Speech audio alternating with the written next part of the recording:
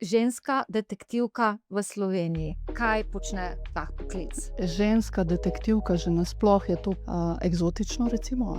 Sem bila tretja detektivka v Sloveniji, je bilo to čista neznanka, če tako rečemo. Še vedno je pretežno to moški poklic. V globalnem rangu, če gledamo, je 80% moških, 20% žensk. Malo se to spreminja, v našo korist, ampak še vendarle je to počasi, ker je to težko, za ženske usklajevati ta naporen poklic preiskovanja, ker nimaš nekega fiksnega delovnika, so delovni popoldnevi, večeri, vikendi. Kakšno delo je to? Predvsem delamo za podjetja.